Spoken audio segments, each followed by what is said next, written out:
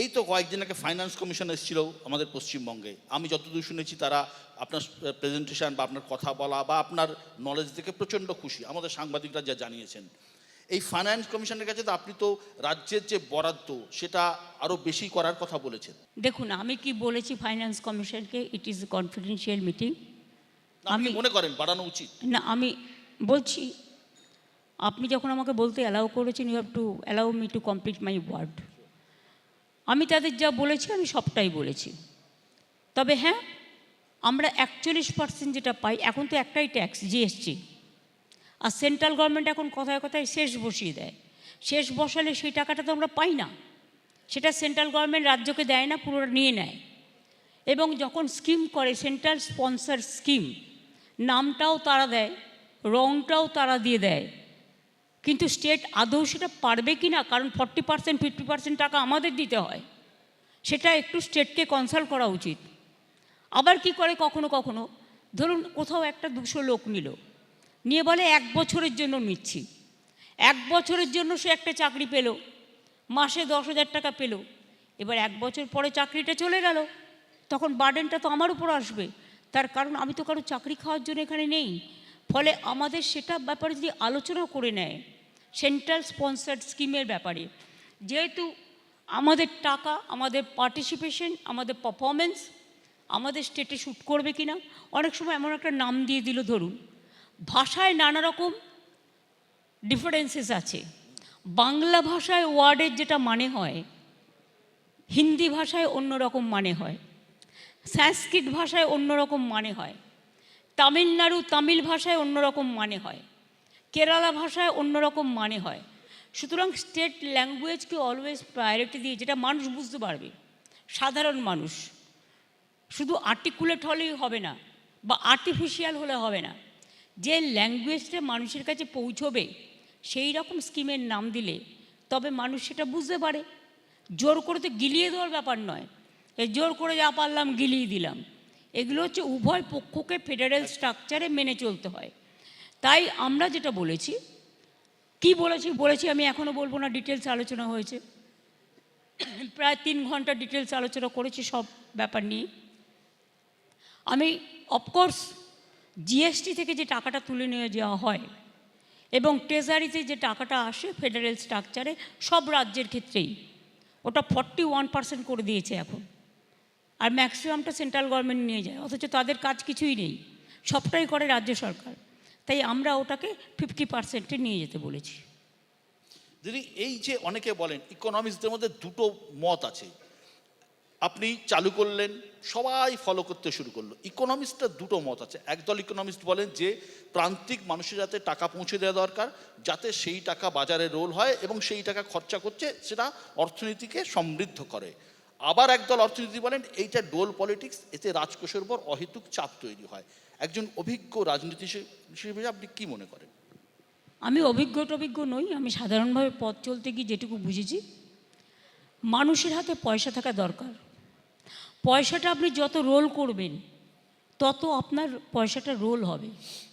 পয়সাটাকে আপনি যদি রোল না করে বাক্সবন্দি করে রেখে দেন, তাহলে এই অর্থনীতি উন্নতি হতে পারে না।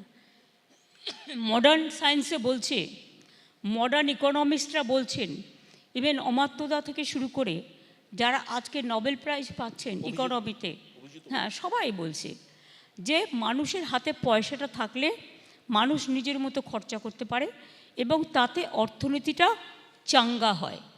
কিন্তু শুধুমাত্র ডিমনিটাইজেশন করলাম, টাকাটাও ফেরত নিতে পারলাম না, আর দেশের অর্থনীতিতে ধস নামলো, আমি এটার পক্ষে নই।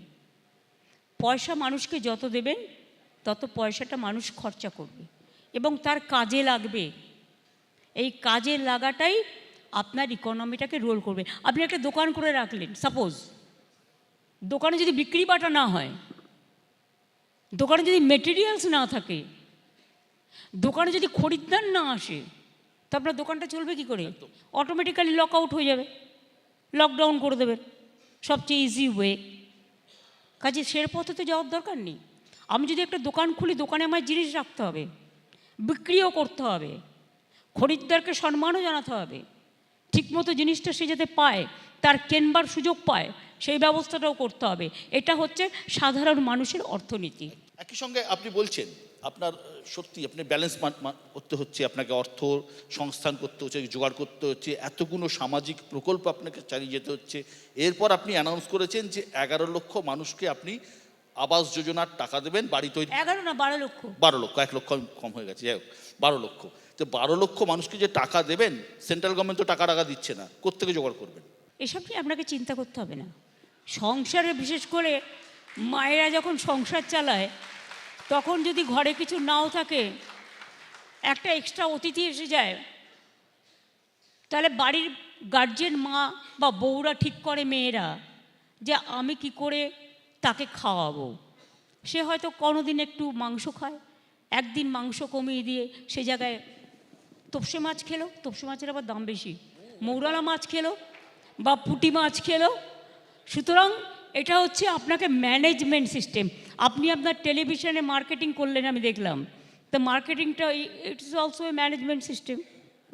মেকানিজমটা আপনাকে জানাতে হবে কী করে কন্ট্রোল করবেন। ধার বাকি করি না, কিন্তু ধার শোধ করতে জীবন চলে যাচ্ছে। যে লিগাসি ফেস করছি, আমরা যখন ক্ষমতায় এসেছিলাম, আমার লেফট বন্ধুদের ফেলে যাওয়া যে 2 লক্ষ কোটি টাকা আমার কাছে ঋণ মাথায় নিয়ে এসেছিলাম, মনে রাখবেন যে কোনো ধারের ক্ষেত্রে হচ্ছে, যতক্ষণ আপনি ধারটা পুরো শোধ না করছেন, আপনার কিন্তু ইন্টারেস্টটা বাড়তেই থাকে। কিন্তু পুরোটা শোধ করবার ক্ষমতা আমাদের একবারে নেই। তা সত্ত্বেও মনে রাখবেন, আমরা 6 লক্ষ কোটি টাকার ওপর ধার শোধ করেছি এই অবস্থাতেও, এগুলো করেও, এবং এবছরেও 76,000 কোটি টাকা আমায় ঋণ বাবদ দিতে হচ্ছে। তো কী করব? ধারও শোধ করছি, লিগাসিও ফেস করছি, গালাগালিও খাচ্ছি, কী আর করা যাবে? সবটাই ভাগ্য। ভাগ্য, আমি এটাকে দুর্ভাগ্য বলি না, ভাগ্য। আপনাকে সব কিছু ফেস করতে হবে। আমরা কেউ ফেসলেস নই, আর আমরা কেউ বেসলেস নই। আমরা ফেস করবার জন্যই আমরা ফেসের সামনে দাঁড় করাই। ভাগ্য তো ভালোই আপনাদের। দেখুন, গালাগালিও কোথা থেকে ভালো হলো? ছটা বাই ইলেকশনে দাপুটে জিতলেন, কোথাও কেউ দাঁত করাতে পারলো না। আপনি ভাগ্য খারাপ কেন বলছেন? ভাগ্য তো ভালোই। না, আমি তো দুর্ভাগ্যের কথা বলিনি, আমি তো ভাগ্যের কথা বলেছি। একদমই তাই। আমি ভাগ্য এই কারণে বলছি, আপনি যদি মনে করেন মানুষ আপনাকে পথ দেখাবে, সব পথ দেখানোর সৌভাগ্যের পথটাই মানুষ তৈরি করে দেয়। আজকে কাজ করতে করতে জীবনে একটা অভিজ্ঞতা হয়েছে। হ্যাঁ, আমি গর্বের সাথে বলতে পারি, আমি 7 বার সাংসদ হয়েছি, আমি 2 বার রেল মিনিস্টার হয়েছি, আমি প্রায় 8টা থেকে 10টা বাজেট পার্লামেন্টে পেশ করেছি, আমি কোল মাইন্স মিনিস্টারও ছিলাম, উইমেন অ্যান্ড চাইল্ড মিনিস্টারও ছিলাম, ইউথ স্পোর্টস মিনিস্টারও ছিলাম। 7 বার এমপি হয়েছি, 3 বার এমএলএ হয়েছি, 13 বছর ধরে বাংলায় সরকার চলছে। সুতরাং কাজ করতে করতে, হোঁচট খেতে খেতে অনেকটা অভিজ্ঞতাকে শিখিয়েছে। অভিজ্ঞতা ছাড়া জীবনে আপনি কিছুই করতে পারবেন না। আর অভিজ্ঞতা শুধুমাত্র বই পড়ে হয় না, আর শুধু ভালো স্টুডেন্ট হলে হয় না। ভালো স্টুডেন্টদের কোয়ালিটি হচ্ছে, স্পেশালিটি হচ্ছে, এখন সবটাই টেকনিক্যালিটি, স্পেশালিটির উপর নির্ভর করে। কিন্তু আপনাকে যদি সব সাবজেক্ট জানতে হয়, তাহলে আপনাকে সব পরিবারকে জানতে হবে, সব কমিউনিটিকে জানতে হবে, সর্বসমাজকে জানতে হবে, এবং জগৎটাকে জানতে হবে।